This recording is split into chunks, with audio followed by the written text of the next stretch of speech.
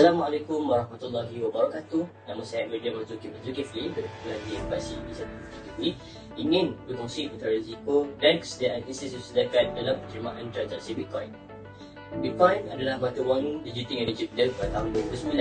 Ia tidak melalui inflasi dan transaksi menggunakan Bitcoin adalah sangat selamat kerana tidak bergantung pada mana-mana bank. Jadi apakah hukum menggunakan Bitcoin? Berdasarkan sumber kajian yang diambil dan dibawa oleh Pesara Universiti Utara Malaysia, hukum menggunakan Bitcoin adalah harus. Jadi, bolehkah institusi zakat menerima Bitcoin sebagai satu transaksi yang sah untuk membayar zakat? Jawapannya boleh, jika institusi zakat berfokus kepada 5 perkara utama, iaitu latihan dan kemahiran. Latihan dan kemahiran merupakan kunci utama kepada institusi zakat di Malaysia dalam penerimaan transaksi Bitcoin. Institusi zakat perlu berganding tenaga dengan pihak berkenaan seperti bank negara untuk menerima dan mempelajari tentang Bitcoin dengan lebih lanjut dan mendalam. Yang kedua, ekonomi pelaburan.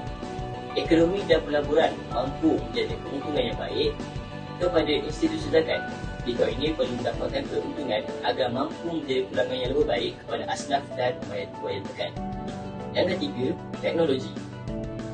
Institusi zakat perlulah arif dan pakar dalam bidang teknologi, terutamanya teknologi Bitcoin jika ingin menggunakan Bitcoin sebagai transaksi yang sah. Yang keempat, keselamatan. Institusi zakat di Malaysia harus bersedia dalam menjaga data pembayar zakat. Dan yang kelima, penambahbaikan yang berterusan. Continuous improvement atau penambahbaikan berterusan ini dibahagikan pada 3 aspek seperti perancangan, pelaksanaan dan pasca pelaksanaan. 3 aspek ini merupakan tunjang pada penambahbaikan berterusan. Sekian daripada saya, terima kasih. Assalamualaikum warahmatullahi wabarakatuh. Saya Muhammad Asfar bin Adlan. Hari ini saya akan berkongsikan tentang tajuk penggunaan mata wang kripto. Mata wang kripto ini pada asalnya dicipta untuk dijadikan sebagai media pertukaran dan sebagai titik ukuran suatu nilai barangan. Mata wang ini juga berpotensi sebagai alternatif kepada mata wang tradisional sedia ada. Kalangan sarjana Islam pada awalnya menerima emas dan perak sebagai mata wang dan ada juga dari kalangan mereka yang menyandarkan mata wang kepada logam-logam yang berharga ini. Nas-nas Al-Quran dan Sunnah tidak pernah menghadkan mata wang hanya kepada logam-logam tersebut. Kemunculan mata wang kripto ini bermula dengan penciptaan Bitcoin pada tahun 2009 yang diperkenalkan oleh Satoshi Nakamoto. Sistem mata wang ini dibuat agar pengguna boleh membuat pembayaran secara dalam talian tanpa melibatkan sistem institusi kewangan tradisional. Mata wang kripto juga merupakan salah satu inovasi fintech yang kian diterima oleh masyarakat dan berpotensi menjadi mata wang alternatif. Namun, terdapat cabaran dan juga pertimbangan yang perlu dihadapi oleh para sarjana Islam iaitu dari segi kepatuhan syariah, risiko dan ketidakstabilan nilai mata wangnya yang berpotensi berlakunya inflasi terhadap nilai mata wang tersebut. Dalam pada itu, pihak kerajaan perlu mengambil tempat dalam memastikan kestabilan sistem kewangan dan juga melindungi sistem ini daripada berlakunya aktiviti jenayah yang berkaitan dengan mata wang kripto. Menurut pandangan sarjana Islam semasa, mereka masih belum boleh menerima mata wang ini secara meluas dan mengutarakan kebimbangan mengenai unsur perjudian dan ketidakpastian di dalam sistem kewangan ini. Di negara kita, mata wang kripto masih belum diterima kerana sifatnya yang tidak sempurna dan juga risiko yang bakal dihadapi oleh para pengguna. Sebagai kesimpulannya, mata wang kripto ini boleh dijadikan alternatif dengan mengambil langkah-langkah yang drastik untuk mengukuhkan lagi sistem kewangan tersebut. Assalamualaikum dan selamat sejahtera. Saya Nur Hazmira binti Rosli ingin berkongsikan tentang konsep RAR dalam penggunaan mata wang elektronik. Seperti yang semua tahu, perkhidmatan e-wallet hari ini bukan sahaja setakat menjadi platform pemudah bayaran. Sebaliknya memberikan ganjaran tawaran fasiliti berbentuk kewangan dan lainnya. Dalam pada itu, timbul persoalan adakah perkhidmatan seperti ini yang melibatkan perpindahan dan transaksi kewangan ini boleh menimbulkan RAR. RAR merupakan risiko yang tidak diketahui berlaku ataupun tidak.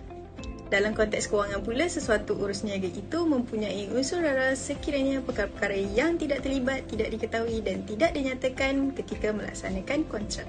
Imam Al-Nawawi menyebut, akad jualan ini harus dilakukan tanpa ditentukan kepastian tentang hasil pekerjaannya. Manakala akad salam pula adalah sekiranya tempoh penyerahan barang yang dikontrakkan tidak ditetapkan kerana barang yang dibeli tersebut berkemungkinan diserahkan ataupun tidak. Dengan itu, RAR yang dibincangkan oleh para cendekiawan Islam merujuk kepada akad jual beli yang secara pasti mengundang perkara yang tidak dapat diketahui dan mengandungi unsur jahalah. Selain itu, unsur RAR wujud dalam e-wallet apabila berlaku pada 3 keadaan, sama ada RAR pada jenis, keadaan dan sifat. Namun, unsur RAR ini tidak dapat dielakkan atau dihapuskan sepenuhnya. Oleh yang demikian, RAR yang sedikit atau banyak, adat atau urus masa yang sesuai dengan akad tersebut akan dijadikan batu aras bagi memudahkan kefahaman di dalam isu ini. Para fuqaha bersepakat bahawa RAR hanya akan berlaku di dalam akad yang berbentuk pertukaran harga dengan barangan atau manfaat. Adapun akad yang terbina di atas ihsan atau tabaruat seperti wakalah yang diilustrasikan dan menjustifikasikan hubungan antara pelanggan dan penyedia perkhidmatan e-wallet adalah wakalah bil aldaf, ia tidaklah melibatkan unsur RAR di dalam urusan tersebut.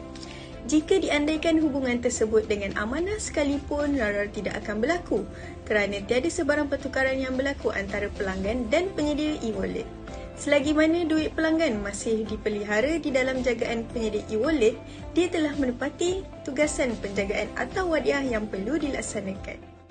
Bismillahirrahmanirrahim. Assalamualaikum warahmatullahi wabarakatuh. Nama saya Nur Ilham Amani binti Ahmad Fanisham. Sekarang, saya akan membentangkan tentang penggunaan e-wallet dalam Malaysia dari segi analisa dan juga pandangan dalam perspektif syariah.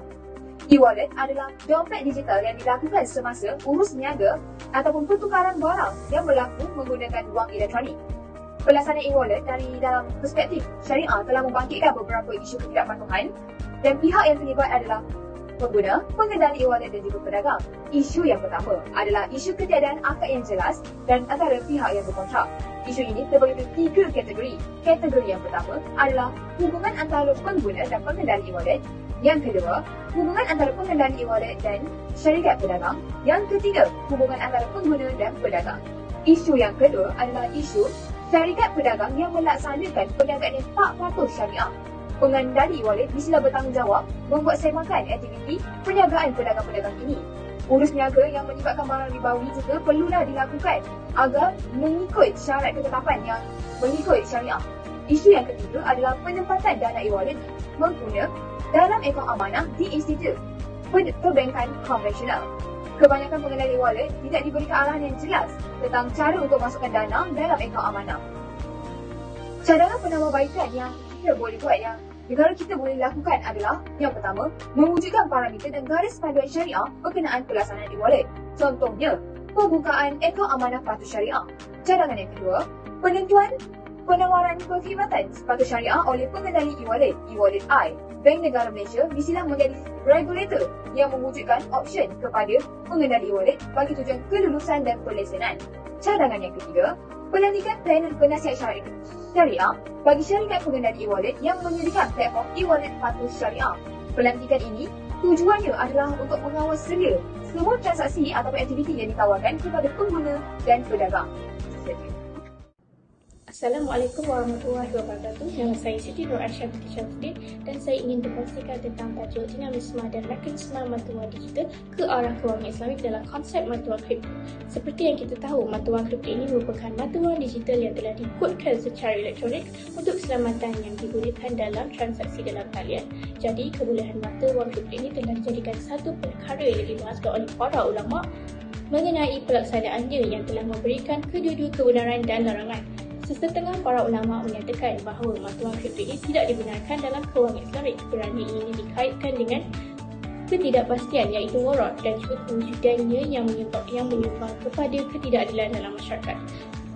Dan setengah para ulama juga menyatakan bahawa mata wang kripto ini adalah pilihan yang lebih baik kerana mempunyai prinsip keadilan yang dicirikan dalam perspektif Islam. Menurut perspektif syariah, mata wang kripto adalah lebih daripada sekadar mata wang kerana mempunyai cara untuk memelihara syariah dalam mekanismenya, iaitu mata wang kripto yang direkodkan oleh lebih daripada satu pihak melalui sistem ledger. Pelaksanaan mata wang kripto juga boleh membantu accountability. Contohnya, pembayar zakat dapat memastikan sumbangan mereka diakhirkan kepada mereka yang memerlukan. Selain itu, money laundering juga dapat dihalang apabila mata wang kripto digunakan dengan cara yang betul dan dipantau oleh pihak berkuasa yang betul.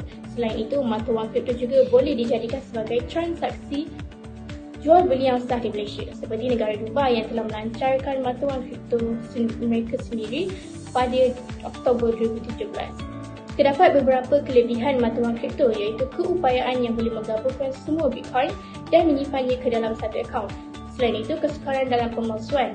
kerana dapat mengenal pasti jika seseorang cuba untuk menipu dengan melihat salinan ledger. Dan seterusnya, kebolehfungsian yang menandakan nilai yang sama dari semua bahagian denominasi yang sama. Dan kesimpulannya, mata wang kripto mempunyai potensi yang besar untuk dibangunkan sebagai mata wang kripto Islam mengikut mekanisme patuh syariah.